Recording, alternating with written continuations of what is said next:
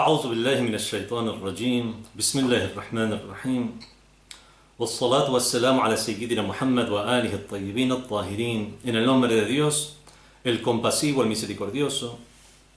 Que las bendiciones de Dios sean con el profeta del Islam Muhammad y los inmaculados imames de su descendencia.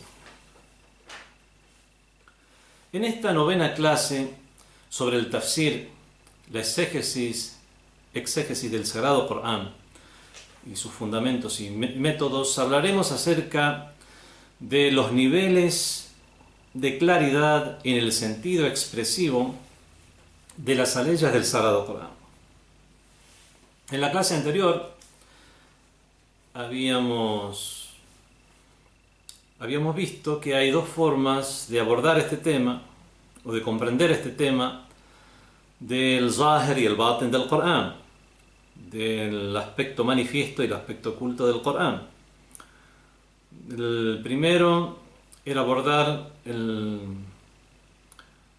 tema desde una postura o desde un análisis de carácter ontológico, o sea, considerar que los aspectos ocultos son realidades que, como capas de realidades a los cuales se va accediendo mientras una persona avanza en su conocimiento, en su espiritualidad, en sus prácticas, etcétera, etcétera. Y la otra forma de abordar el tema era desde un aspecto semántico, o sea, hacer un análisis acerca de las expresiones y que estas expresiones, ver cuáles son los niveles de claridad que pueden tener las mismas y si el sentido que tienes es el sentido manifiesto o hay un sentido que va más allá del manifiesto y es un sentido oculto. Ahora vamos a hablar de los niveles de claridad en el sentido expresivo. ¿Significa que hemos elegido una de estas dos posturas? Bueno, hemos elegido la postura, el análisis desde el punto de vista semántico, al ontológico. Ya me había expresado al respecto en la clase anterior sobre que no existe contradicción entre una y otra noción, sino que en todo caso las dos nociones son complementarias. Y si bien lo que vamos a analizar ahora son las expresiones desde el punto de vista semántico, es porque desde el punto de vista ontológico lograr acceder a estos aspectos ocultos requiere de vivencia. Y esta vivencia, bueno, la delegamos a las prácticas, a los esfuerzos de carácter espiritual, cognitivo, religioso, etcétera, etcétera.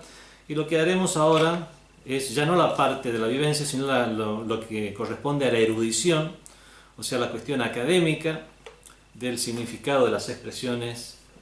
Trataremos lo que corresponde al significado de las expresiones desde el punto de vista semántico, por supuesto. Y es por eso que ahora veremos esto. Niveles de claridad en el sentido expresivo de las aleyas del Sagrado Corán. Nos vamos a valer aquí de postulados,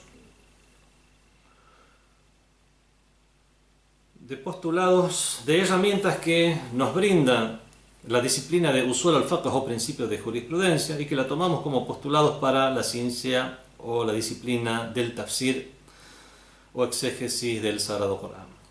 En la ciencia de los principios de jurisprudencia, como ya había hecho mención a ello anteriormente, la misma nos brinda herramientas que no solamente podemos usarla en la jurisprudencia, sino que podemos usarla en diferentes disciplinas del Islam, incluido por supuesto el tafsir. En los principios de jurisprudencia se hace un análisis semántico de las expresiones y analizamos cómo hay algunas expresiones que son explícitas, otras que no son explícitas, que son simplemente manifiestas o aparentes, otras que son ambiguas, etc.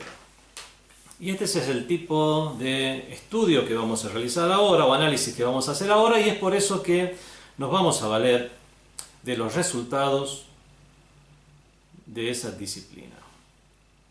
Las expresiones podemos dividirlas en dos. Primero, aquellas expresiones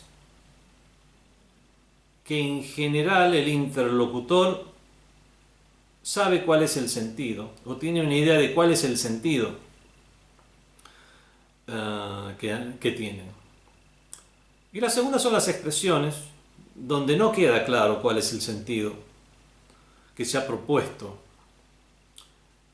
en su enunciado o al enunciarlas.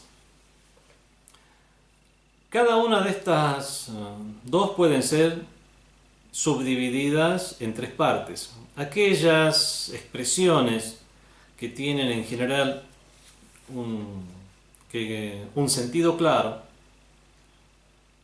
podemos dividirlas en zahir, sentido aparente, con sentido aparente o manifiesto; nas, o sea, nas es el texto estipulativo y explícito; y las expresiones que son muhkama. Estamos hablando del Sagrado Corán. Las aleyas en este caso, o expresiones que en las aleyas son determinantes. Ya vamos a explicarlas al tratarlas. Y entre aquellas expresiones cuyo sentido no es claro, están las que tienen jafá, las que son jafía, o expresiones que no son claras en general, cuyo sentido no es claro. Eso podemos traducirlo de esta manera: jafí, oculto, velado. Están las expresiones que son mujmal. Mujmal significa impreciso. Se ha dicho algo en general, pero no se ha especificado realmente a qué se refiere. Jafí, mujmal y mutashabih, aquellas que son alegóricas, que reconocemos que son alegóricas, por lo tanto la expresión lingüística que fue usada no fue usada en su sentido real, sino en un sentido alegórico.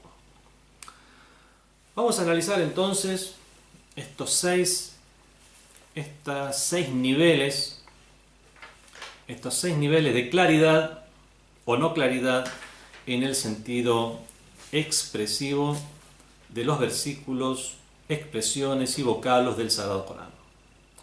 Una expresión es zahir, es manifiesta o aparente cuando decimos que tiene un aspecto zahir y queda un aspecto que no es zahir. Por lo tanto, existirían posibilidades que el sentido procurado por el creador sea ese aspecto que no es aparente. La persona que ha realizado estudios de usul al-fiqh o principios de jurisprudencia puede llegar a comprender más textos de sabios cuando se refieren a leyes del Sagrado Corán, a hadices o narraciones, cuando por ejemplo en sus análisis escriben que tal expresión es zahira fi kada, es zahir fi kada, es manifiesta o aparente en tal sentido. Se refiere a que existe más o menos 70 y tantos, un 80% de probabilidades que se refiera a tal sentido, existiendo un 20% de probabilidades que se refiera a este otro sentido. Y lo que tomo en primer lugar, mientras no haya un indicio, es el sentido aparente. A veces dice هذه العبارة ظاهرة في كذا, esta expresión es zahir en tal sentido. Y a veces no dice que es zahir, sino que dice que es azhar. ¿Qué significa azhar? El superlativo, en árabe afdal tafdil, se realiza en árabe de la siguiente manera, siguiendo el siguiente modelo. Kabir es grande, akbar es más grande, sagir es pequeño, asghar es más pequeño, zahir es manifiesto o aparente, azhar es más manifiesto o más aparente. Cuando el sabio, o la persona que hace los estudios, el erudito, llega a la conclusión que una frase es azhar en tal sentido, significa que existe más o menos un 50 y tanto, 60% de probabilidades que tenga ese sentido. Uno puede preguntarse, una frase o expresión que es aparente, tiene un 80% de probabilidades de que se refiere a ello, y una expresión que es más aparente tiene solo un 60% de probabilidades. ¿Cómo es eso? Si es más aparente. Tenemos que comprenderlo de la siguiente manera. Decimos que una expresión es zahir cuando del 100% de probabilidades hay un 80% de que se refiere a un sentido. Decimos que ese sentido es zahir, es el aparente, y hay otro que no es aparente. Y cuando decimos que una expresión es azhar, significa que hay dos expresiones, zahir y otra zahir. Las dos son zahir, solo que hay una que es un poco más de probabilidades. Una es azhar. Si fuera más de 50 y tanto, 60%, ya sería mucho más. Lo que quedan son muy pocas probabilidades, ya no podemos decir que es un sentido aparente. No, decimos que las dos tienen un sentido aparente, solo que una es más aparente, es solamente un poco más. Por un poco más de probabilidades que decimos que es más aparente. Entonces tenemos dos sentidos, los dos aparentes, y uno es más aparente que otro. Y tomamos, mientras no haya un indicio, tomamos el que es más aparente, dejando el que es menos aparente a consideración si es que se presenta un indicio. Y de esta manera vemos cómo una persona que ha realizado estos estudios puede llegar a hacer estos análisis minuciosos en detalle para ver qué tanto puede considerar un sentido o no. Si dice zahir, 80 y tanto por ciento, 80%, si dice azhar o más manifiesto, únicamente un 60%. En general, una expresión es zahir o aparente cuando tiene, además de su sentido aparente, otro sentido que no es el aparente. Pero ante la falta de evidencias o indicios, el que se toma como norma es el sentido aparente. Podemos dar ejemplos de estas expresiones aparentes en el Sagrado Corán, ya, con la aleya del Corán que dice A'udhu billahi minash shaitanir rajim, bismillahir rahmanir rahim, وَمَا أَتَاكُمُ الرَّسُولُ فَخُذُوهُ وَمَا نَهَاكُمْ عَنْهُ فَانْتَهُوا. Aquello que os trae el mensajero de Dios, tomadlo, y aquello de lo cual os veda, absteneos. Una persona que hace un estudio de esta ley, un sabio, alguien quiere hacer una exégesis del Sagrado Corán, lo primero que hace es ver la causa de la revelación de la ley. Entonces, cualquier persona, cualquier sabio que ha estudiado el Islam, cae en la cuenta que esta ley se ha revelado luego de una batalla cuando los musulmanes discrepaban en cómo hacer el reparto del botín de guerra. Los musulmanes tuvieron varias batallas contra idólatras, contra personas, grupos que se les oponían, incluso contra imperios vecinos en esa época. Y obviamente, al vencer en las batallas, dejaban tras de sí los enemigos armamento, escudos, armaduras, caballos, camellos, etc. Y eso era tomado como botín de guerra. El reparto de este botín de guerra, al haber una discrepancia, es revelada la ley del Corán que dice: aquello que os trae el mensajero, aquello que os dice el mensajero, esas órdenes y preceptos que da a este respecto, que es el reparto del botín de guerra, tomadlo. Es el mensajero el que va a decidir cómo es el reparto. وَمَا نَهَاكُمْ عَنْهُ فَانْتَهُوا. Y aquello de lo cual os veda, absteneos. Absteneos de aquello de lo cual os veda.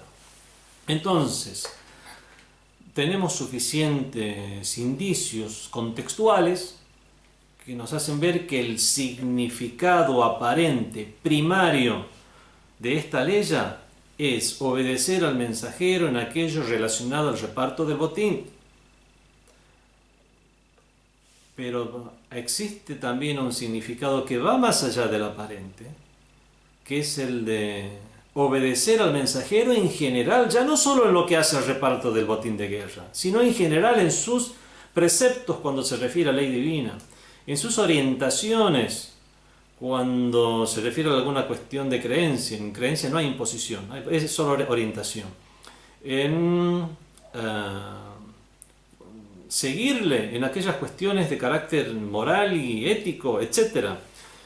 Y de esta manera no nos restringimos, sino que existe un significado que va más allá del aparente, que es el de obedecer al mensajero en general. Este es un ejemplo fácil, es un ejemplo intuitivo, es un ejemplo claro, pero que nos sirve como botón de muestra para ver cómo es el análisis que se hace de las expresiones. Obviamente hay otras que son más complejas. En cualquier caso, lo que entendemos es que hay un aspecto manifiesto de las leyes del Sagrado Corán que nos brindan la posibilidad, pero al no ser explícitos, nos dejan la posibilidad de que o se refieran a otro sentido o que se refieran también a otro sentido. Nos deja abierta esa posibilidad. ¿Cómo podemos llegar a comprender que esa posibilidad nos ha quedado abierta dentro de esa expresión? Es usando ya estas herramientas que nos ha brindado la ciencia de los principios de jurisprudencia, que considera las relaciones entre las expresiones. Una expresión puede ser general o particular. Por ejemplo, el Sagrado Corán nos dice: "A'udhu billahi minash shaitanir rajim, ahallallahu al-bay'", Dios ha permitido la compraventa. Esto es algo general,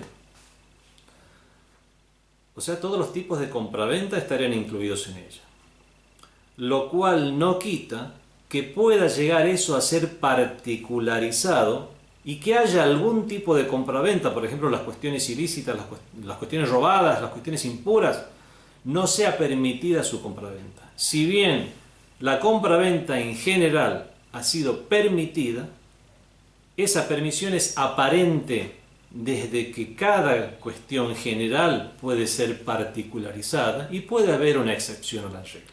Por lo tanto, no podemos decir que es explícita en que todos los tipos de compraventa son lícitos. No, la compraventa en general es lícita y existiendo el indicio se puede llegar a particularizar este juicio y considerar algunos tipos de compraventa como no lícitos.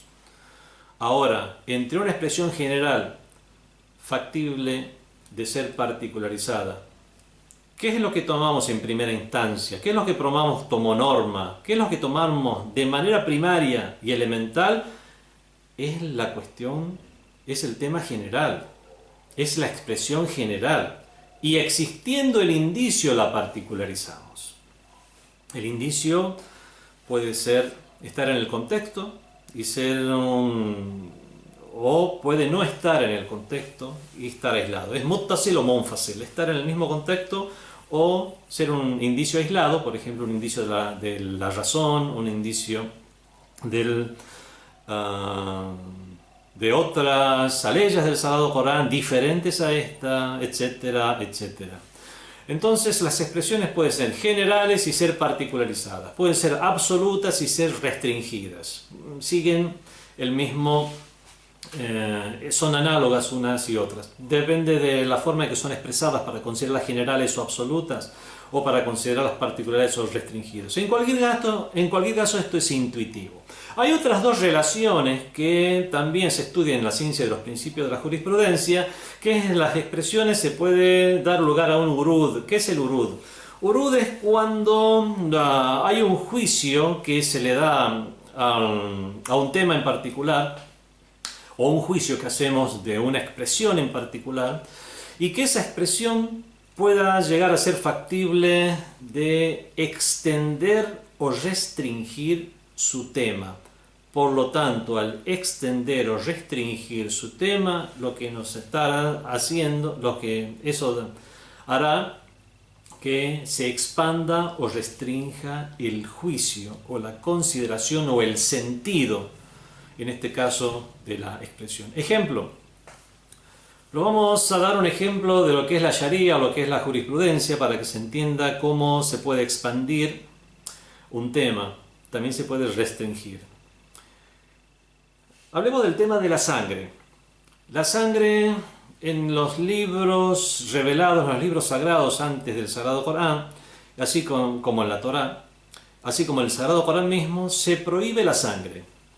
Se prohíbe la sangre, en el mismo Sagrado Corán lo dice de manera explícita, ya veremos lo que es un texto explícito, nos dice de manera explícita que se ha prohibido el consumo de la carne de cerdo, de aquello que fue sacrificado en algo fuera del nombre de Dios, de los embriagantes, de la sangre. La sangre fue prohibida. Hoy en día es lícito hacer transfusiones de sangre, por ejemplo, en el Islam. ¿Cómo es eso? ¿Acaso estamos contrariando los libros sagrados al decir que la sangre es prohibida para cualquier tipo de transacción, ya sea transacción comercial o de cualquier otra transacción de carácter social como la donación? Vemos que los sabios han considerado que los textos sagrados se refieren a la sangre para consumo, que era el único fin imaginable o propósito imaginable de la sangre en esa época. Al extenderse su tema, que es que la sangre ya no es solamente se restringe a un tema de consumo, ser bebida, usarla como alimento, sino que ya estamos hablando de salvar una vida con la transfusión de sangre humana, entonces el juicio de prohibición lo que hacemos es restringirlo únicamente a aquellos usos de la sangre que sean para consumo. Y lo que es para transfusión, por ejemplo, queda fuera de la prohibición. Eso se llama urud. Expander o restringir un tema y en consecuencia se expandirá o restringirá el juicio relacionado al tema, y en este caso, que es el análisis de la claridad del sentido expresivo, es expandir o restringir el sentido que podemos llegar a comprender de las expresiones. Otra de las relaciones entre las expresiones o entre los juicios que nos brinda la ciencia de los principios de jurisprudencia es lo que se llama el hukuma. Hukuma significa la regencia. Algunos juicios son hakem, son regentes, y otros juicios son mahkum o regidos. Ejemplo, hay dos órdenes. Está la orden, por ejemplo, de rezar. Al rezar, Dios nos ordena rezar, estamos a la vera de un río y comenzamos a rezar. El rezo tiene una serie de rituales, están preceptuados, hay una obligatoriedad, es obligatorio seguir los rituales de una determinada manera. Entre los movimientos del rezo se puede hacer muchos takbir o engrandecimientos a Dios, pero el primero es obligatorio y se llama takbiratul ihram. ¿Por qué se llama takbiratul ihram? Este engrandecimiento a Dios, que takbir, se llama takbiratul ihram, porque entramos con ese engrandecimiento en un estado de ihram, en un estado de consagración a Dios, donde algunas cosas ya se vuelven haram para nosotros. Por ejemplo, no podemos cortar el rezo sin una causa valedera. No podemos dejar de estar orientados hacia la qibla o dirección a la Meca. No podemos hablar cuestiones que no tengan nada que ver con el rezo, etcétera, etcétera, etcétera. Ahora resulta, yo no puedo cortar el rezo, está la orden de realizar el rezo y de no cortar el rezo. De pronto alguien se está ahogando cerca de ese río en el cual yo estoy rezando. Y existe otra orden de Dios que es la de salvar a una persona. Entonces, entre esas dos órdenes, la orden de rezar y la orden de salvar a una persona, si es que está en misa, en nadar, porque por ejemplo no arriesgo mi vida, es una obligación que yo salve a esa persona. pero para salvar a esta persona tengo que dejar de cumplir con esta otra orden. No importa, no habrá ningún problema, porque la orden de salvar a la persona es hákima, es regente, rige sobre la orden de rezar, que en este caso en particular es mahkuma, es regida.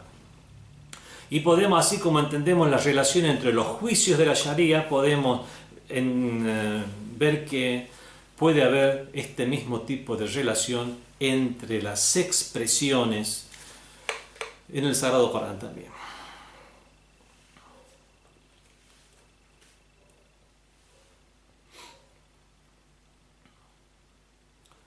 En el Sagrado Corán leemos: ما كنا معذبين حتى نبعث رسولا. أعوذ بالله من الشيطان الرجيم. ما كنا معذبين حتى نبعث رسولا. Y nosotros no castigamos hasta no enviar un mensajero. Cuando se refiere a la historia o cuenta los sucesos acaecidos a pueblos anteriores y de los castigos del que fueron objeto, Sodoma, Gomorra, el pueblo de Lot, el faraón, las 7 plagas de Egipto, etcétera, etcétera, Allah subhanahu wa ta'ala, Dios nos dice en el Sagrado Corán: nosotros no castigamos hasta no enviar un mensajero. Aquí el sentido aparente es que se refiere únicamente a un tema en concreto, que es el envío del castigo de parte de Dios a un pueblo, y que no hacía o no lo castigaba divinamente hasta que no envía un profeta, un mensajero a predicar la palabra de Dios en ese lugar. Esta expresión puede llegar a extenderse más. Nos da la pauta, nos da la posibilidad. Después vemos si lo hacemos o no. Pero está la posibilidad de no considerar esa expresión que se refiere únicamente a que no castigó a un pueblo en la antigüedad antes de enviar un mensajero. Y no castigamos hasta no enviar un mensajero, también puede llegar a referirse a que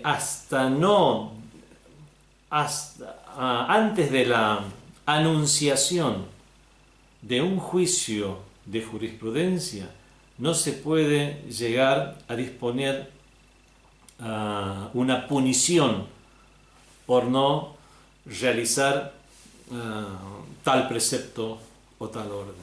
Entonces los juristas pueden llegar a concluir de esta ley, que se refiere originalmente a revelar o a contar las historias de los pueblos anteriores y cómo no eran castigados antes de enviar un mensajero, pueden llegar a concluir algo mucho más allá, que es que el no cumplimiento de una norma antes de su anunciación, ya sea de una manera explícita o de una manera que el sentido común comprende, es algo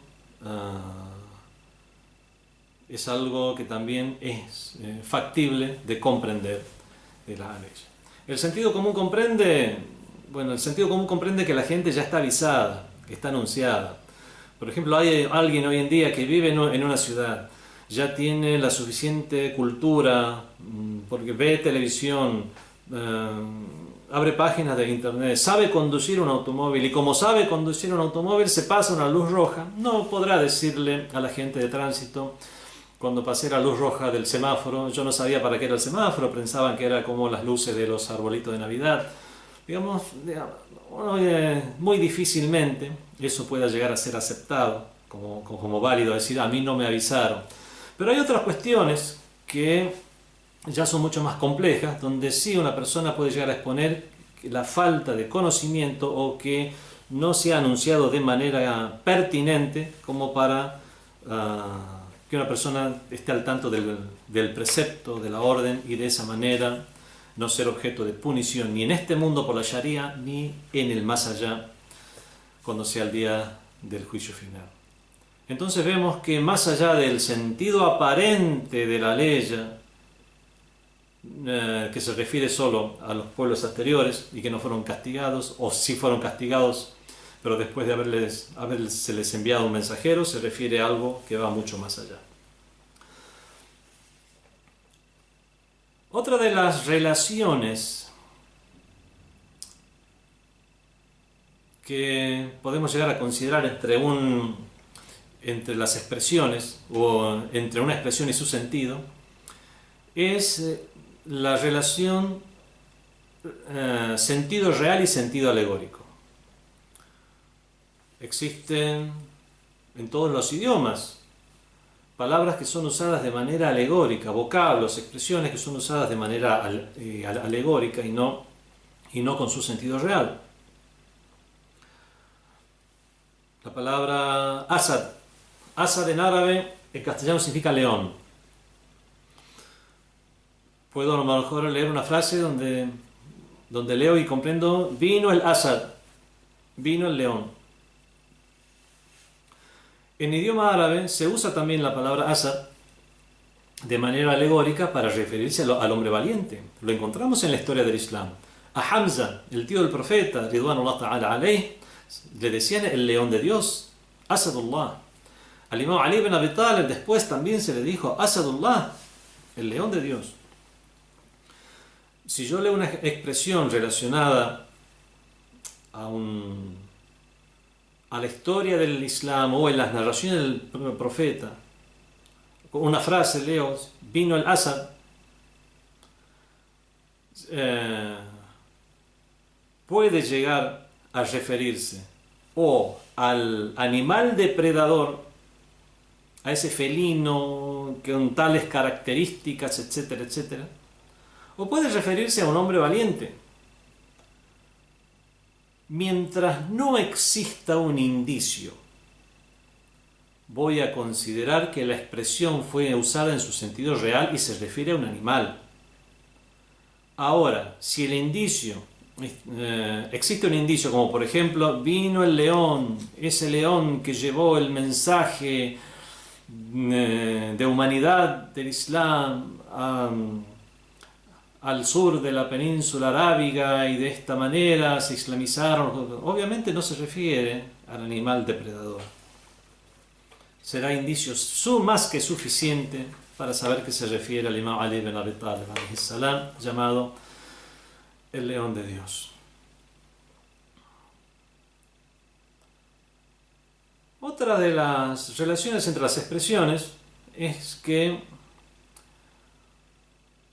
cuando se refiere, esto está en el idioma árabe también, referirse a una parte cuando en realidad quieren referirse a un todo. Por ejemplo, vi el valor de Ali en las batallas. No habla de que vio a Ali alayhi salam en la batalla. Vio el valor de Ali en la batalla. Se refiere a que vio a Ali en la batalla. Hay muchos indicios aquí que en realidad no se refiere a la parte. Primero, el valor es abstracto, no se puede ver el valor. Se ve a una persona que está actuando con valor, pero lo que se ve es la persona. O vi la espada de Ali en tal batalla golpeada. Obviamente la espada no va a estar sola, desenfundada y luchando. Entonces es indicio más que suficiente para ver que se usa una parte para en realidad hablar de un todo. Bueno, suficiente con son las expresiones zahir. El segundo tipo de expresiones son las expresiones que son nas. ¿Qué significa nas? Nas en el idioma árabe significa texto explícito, estipulativo. No quedan posibilidad, ya tenemos el 100% de las posibilidades de que se refiere a un sentido, ya están cubiertas por un sentido.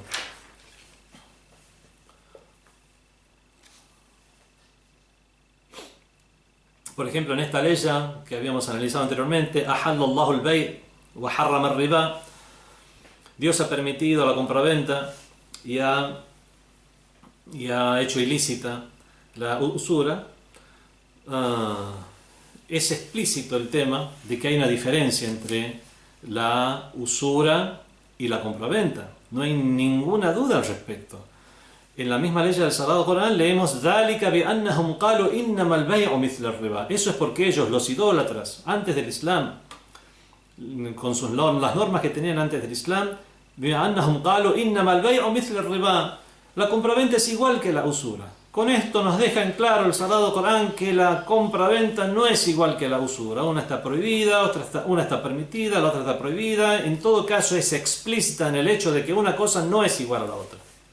No queda lugar a dudas ni queda lugar a ninguna otra interpretación, alguna posibilidad de que puedan llegar a ser iguales, pero aquí estamos comprendiendo otro sentido. No, esto es explícito en ese tema.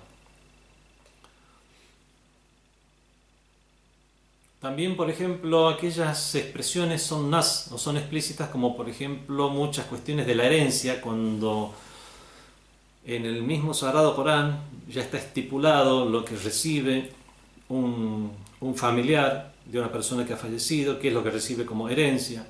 Si tiene esposa y tiene hijos, le corresponde tanto a los hijos, tanto a la esposa. Si nada ha fallecido y no tiene esposa, únicamente a los hijos les corresponde. Bueno, cuando las partes ya están estipuladas, eso es explícito.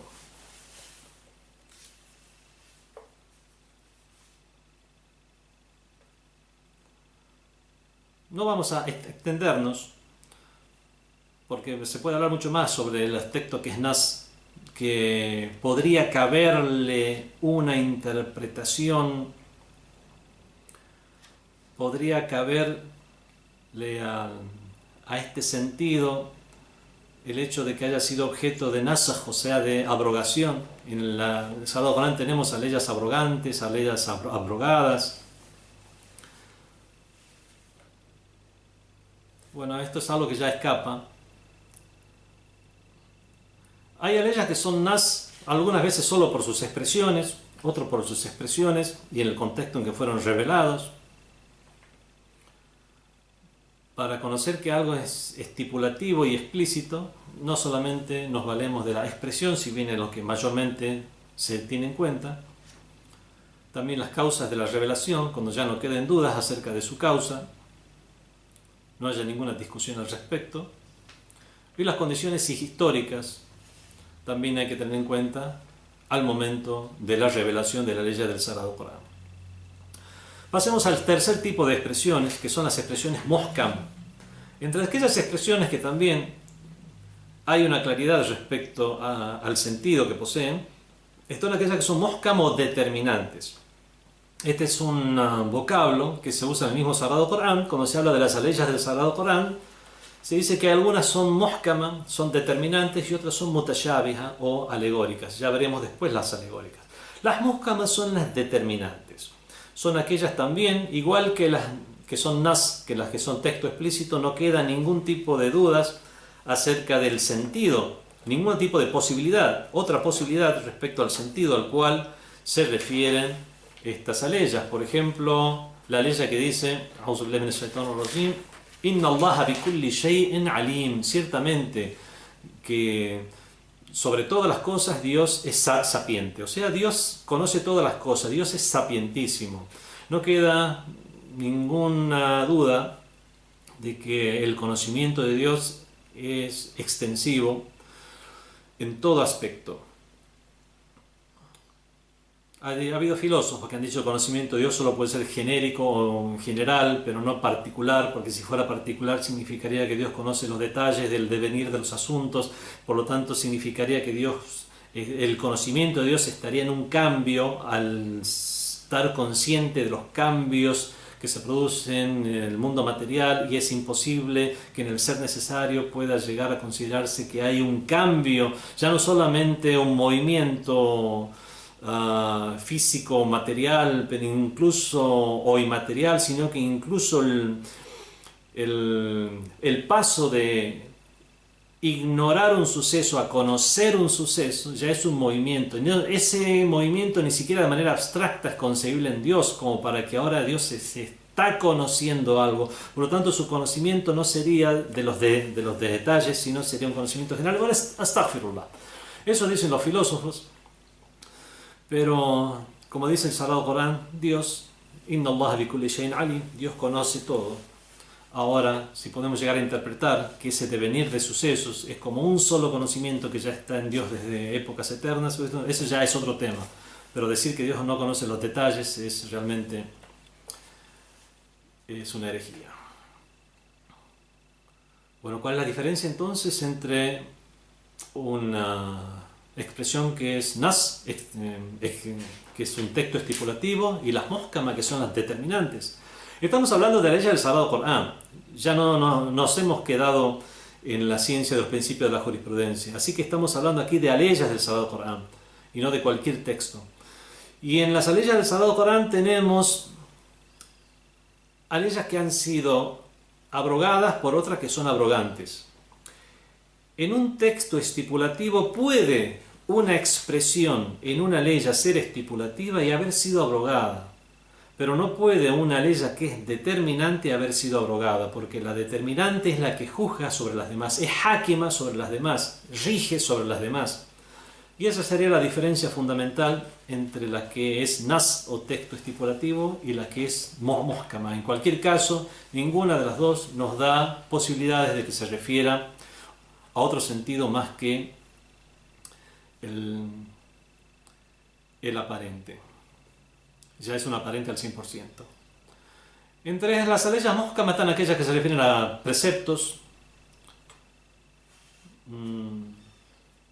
como la ley de la herencia, a la legalidad de la compraventa, a las leyes o al precepto del ayuno en general, o de la peregrinación a la Meca también en general, etc.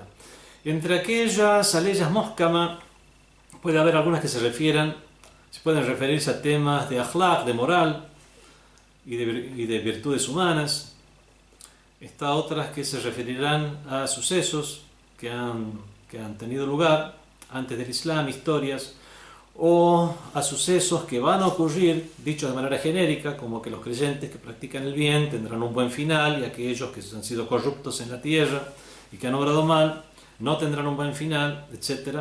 Estas son, si bien son enunciados generales o genéricos, también son muhkama o determinantes en el sentido que no dan lugar a otro tipo de sentido. Terminamos entonces con estos tres tipos de expresiones, con aquellas expresiones que son claras o que hay alguna claridad respecto a su sentido. Veamos aquellas expresiones donde no hay claridad acerca de su sentido. La primera de esas expresiones la vamos a clasificar como jafí. Jafí, oculta, velada, no clara, simplemente. Es aquella expresión donde puede haber ambigüedad sobre si son aplicables a todos los casos, por ejemplo, que son lógicamente factibles de considerar, o por ejemplo a expresiones que no queden claro para el exégeta a qué se refieren. Esta consideración de velado de una expresión puede darse por diferentes motivos. Por motivos lingüísticos, por ejemplo, puede haber alguna ambigüedad en el uso de un término. Puede ser por motivos contextuales, donde históricamente algo se dio de una manera y esta expresión no se corresponde. De cualquier manera, o por ejemplo, se puede dar por los cambios que han tenido lugar las expresiones por el desarrollo del islamismo. Por ejemplo, la palabra Maisar. Dios prohíbe el Maisar.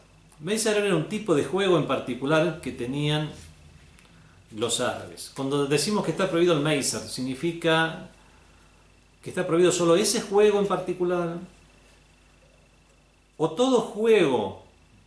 ¿Es aplicable la palabra Maisar después a cualquier tipo de juego de azar?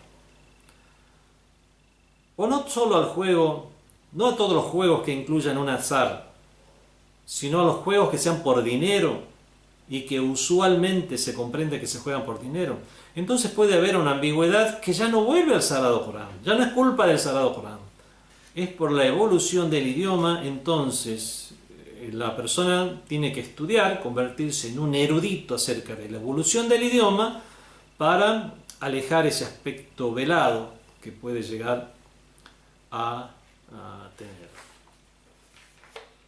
Algunas expresiones como la palabra shahid. Hoy en día uno le pregunta a un árabe parlante qué significa shahid. Uno dice mártir. Bueno, vemos que en el Sagrado Corán dice que Allah, Dios subhanahu wa ta'ala, Dios bikulli shay'in shahid, es shahid por sobre todas las cosas, es mártir por sobre todas las cosas. La palabra shahid no fue usada en ninguna parte del Sagrado Corán con el sentido de mártir. Esto es una acepción que cobró la palabra shahid tardíamente, o por lo menos posteriormente a la época de la revelación. Shahid aquí significa ser testigo, dar un testimonio. Entonces, al ver que lingüísticamente tiene un aspecto que no es claro, esto no es algo que vuelva al Sagrado Corán, sino al uso y acepción que adoptaron los musulmanes posteriormente. Y así tendremos expresiones en el Sagrado Corán que inicialmente tendrán un jafá o un aspecto no claro. Otras expresiones son mujmal. ¿Qué significa mujmal? Mujmal es cuando algo es dicho de manera general o genérica y no se habla de detalle. Por lo tanto, podemos traducir mujmal como una expresión que es imprecisa. Una expresión imprecisa nos puede dar lugar a diferentes posibilidades en su aplicación.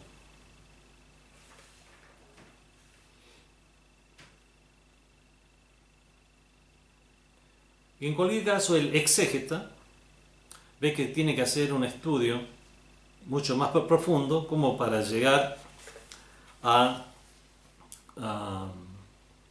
considerar un sentido en particular. Las expresiones que eran záhira, tenían la mayor parte de las probabilidades es que se referían a algo. Mientras no haya un indicio, se toma esa gran probabilidad o ese aspecto záhir. En cambio aquí, las expresiones que son mujmal son inciertas. Se refiere a una cosa o se refiere a otra. Y esto también proviene también de la evolución del idioma. También es porque las leyes del Sagrado Corán son reveladas para personas de diferentes niveles intelectuales. Entonces, personas que a lo mejor expresiones que podían llegar a confundir a personas de poco nivel intelectual, fueron dichos de manera general, y al decir algo de manera general deja lugar a la imprecisión, para que ya pudieran comprender más sus detalles las personas ya más capacitadas o en épocas posteriores. Muchas veces la imprecisión se daba por otras cuestiones.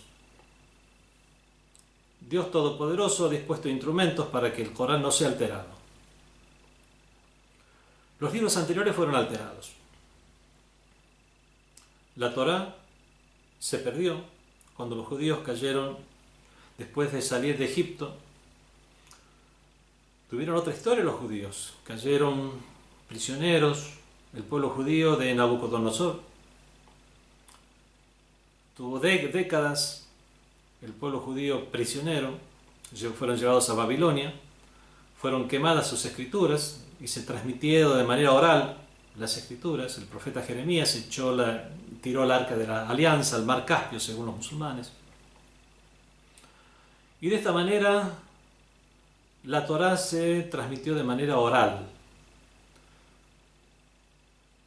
En esos años y en posteriores, cuando fueron otra vez reescritas las escrituras, cuando ya fueron liberados el pueblo judío por Darío el persa, algunos se quedaron en la zona de Persia, otros volvieron a la zona de Canaán, fueron reescritas las escrituras.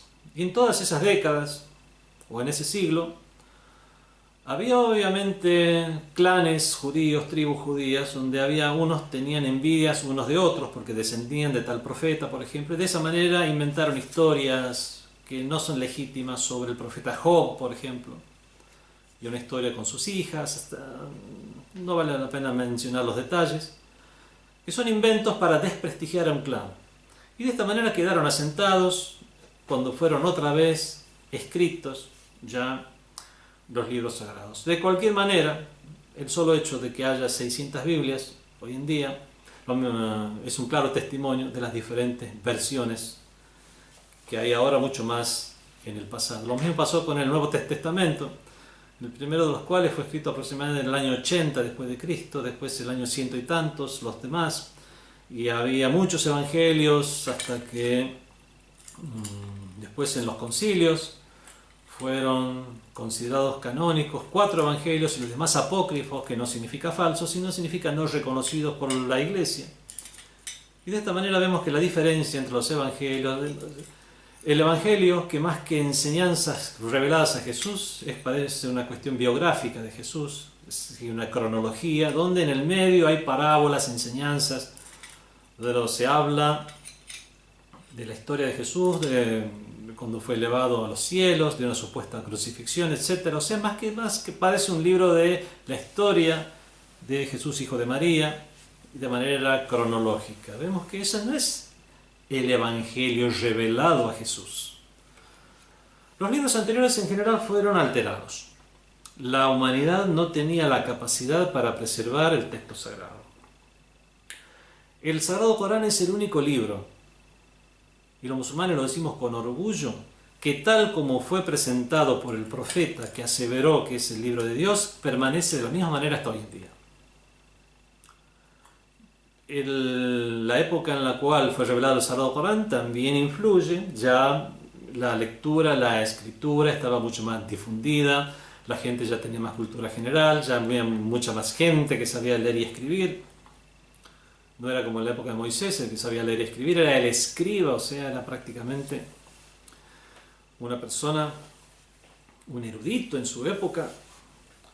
En cambio, en la época del profeta del Islam podemos decir que leer, escribir, el papel, la tinta y sobre todo la tradición islámica de memorizar, registrar el Sagrado Corán, pero también hubo otros instrumentos, el milagro divino, pero aparte del milagro divino y de las situaciones y condiciones ya propias de la época en que fue revelado el Sagrado Corán, hay otras formas con las cuales se garantizó el Sagrado Corán no ser tergiversado.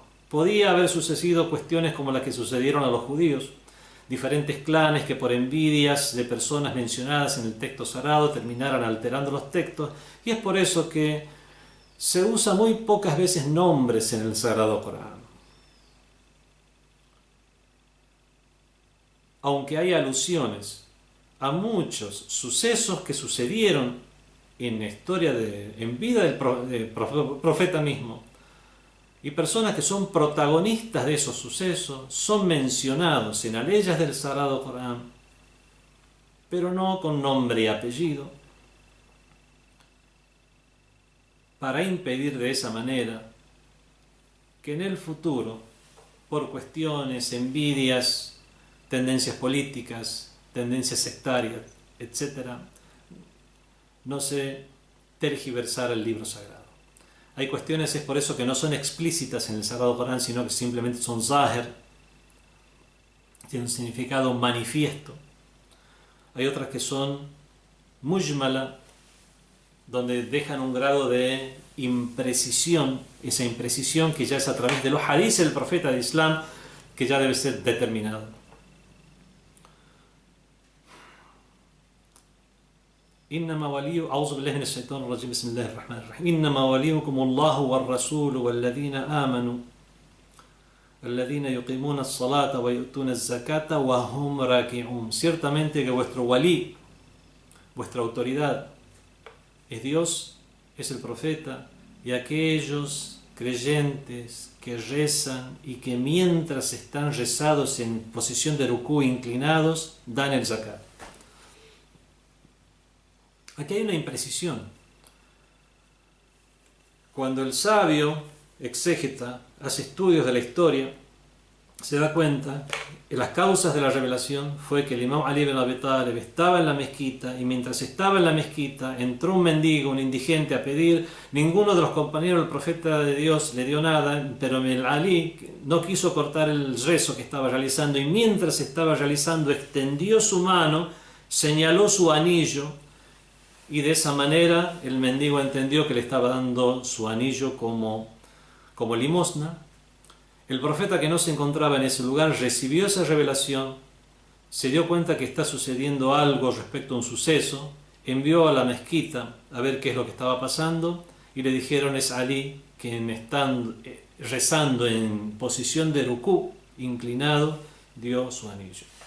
Vemos que así también muchas aleyas del Sagrado Corán, siendo Ali mismo el protagonista u otros compañeros también los protagonistas, no son mencionados con nombre estos protagonistas, sino que se mantiene un grado de ijmal o imprecisión, que en todo caso esa imprecisión es que se quita o es eliminada haciendo estos estudios sobre las causas de la revelación, conociendo la historia del Islam, conociendo los hadices o narraciones del profeta del Islam y las narraciones de los imames, de Ahlul Bayt, etc. Esas son las causas del ijmal o imprecisión. Hay muchas causas. Hay otras que no tienen que ver con cuestiones sectarias o para proteger al Sagrado Corán. Hay otras que tienen que ver por el hecho de que las expresiones son de esta manera.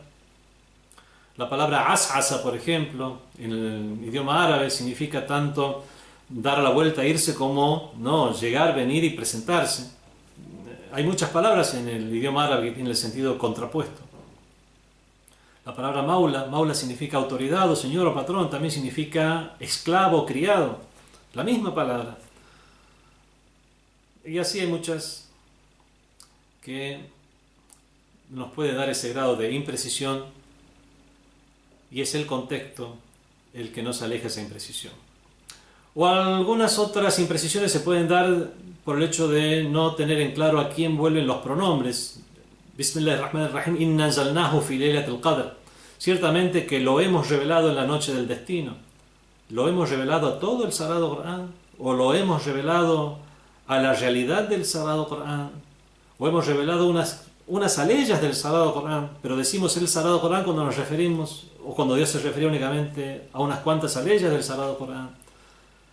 No existe una precisión y esta imprecisión puede llegar a ser eliminada a través o de otras aleyas del Sagrado Corán, es lo que dice Allama Tabatabai, Tafsir al-Corán bil-Corán, la exégesis del Sagrado Corán con el Corán mismo, o con narraciones acreditadas, o sea que ya se les hizo el análisis correspondiente.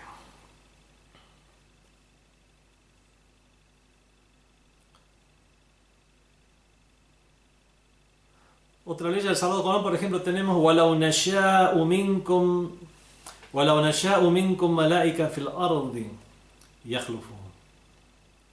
Si nosotros quisiéramos, haríamos de ustedes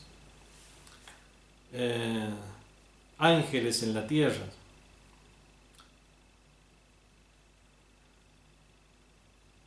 Haríamos de ustedes ángeles en la tierra, ese minkum, ese min o preposición de puede tener varios sentidos en el idioma árabe.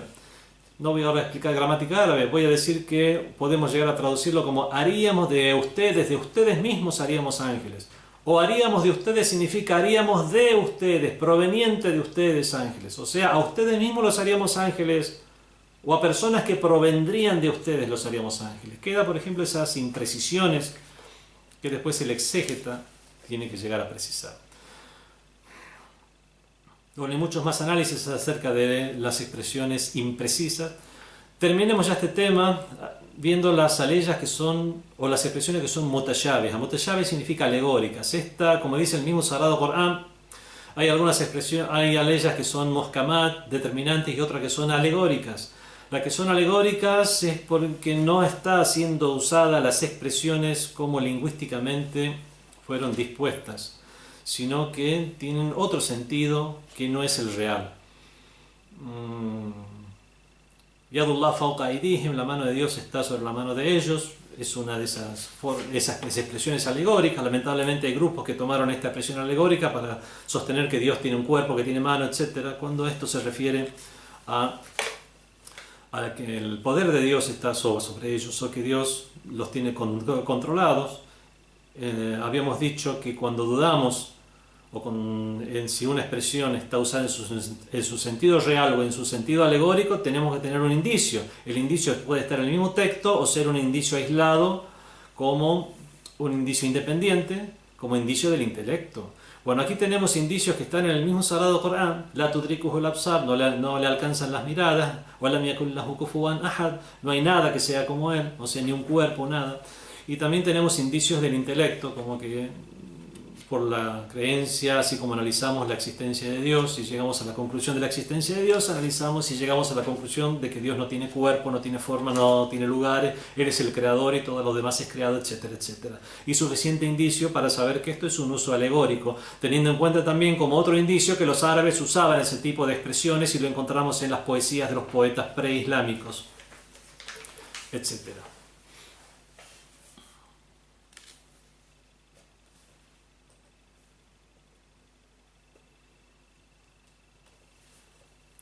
Bueno, ya es extendernos mucho en este tema, lo vamos a terminar aquí. Realmente es una lástima porque queda mucho por decir. La forma de comprender, la forma de hacer la diferencia o el distingo entre las expresiones que son determinantes, las que son alegóricas, cuáles son las formas de quitar la imprecisión de una expresión, la importancia del contexto y de comprender el contexto, y por sobre todo ver que cualquier sentido armonice con el Corán mismo y con otras partes del Corán y no contradecirlo nunca.